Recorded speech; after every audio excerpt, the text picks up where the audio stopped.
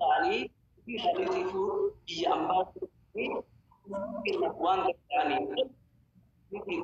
تلاجرني ما في شيء أو بليتي ماشية ربي ساقبجو ربي ساقلتي نافقلت ومي وان برو مو بلينا كرك إساتي ولينا سفنا إلون أكسما إلونيسي إلون أقرتني إلون كن ما تكاس نجلا يوسف نتفكاتا أبا إسات أبسا إسات تهيونا أبا إسا حاكمة تمام جمال دمبوبا جرما نمجبا أقرتني أورمو nama ufnaadun ta'e an iluu bakka inni itti dhalate ganta inni itti dhalate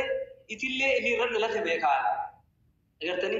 tamaam jamal nama guddaa abbaan isaa anaa wajji marxoo takkitti uffannee lafa iddaa jedhamtu lafa burqaa jedhamtu in beeka ibsi shaanfa in beekan ijoolleen beekan isi burqaan beekan isi haaroo tibbeefan beekan burqaan oola gaatee namu achitti miilaan deemnee agartanii deemnee dandaraasan na waliin sibiraan jedhee amaanituudha abbaan iluu na waliin deemee dandaraasan keessa kan qabne bakka buluu kan qabne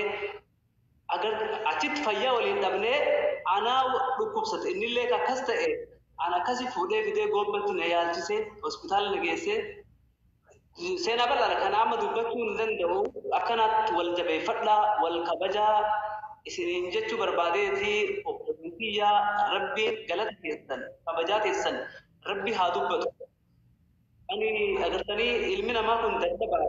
namaa kun daddabaadha. Waa balleessa, waa xureessa, waa laata. Kanaaf obboleetiyyaa waan ani balleessellee waan isin muufachiisellee waan hunda waan ani irraa hir'isellee hundi keessan ustaazni kennallee abzar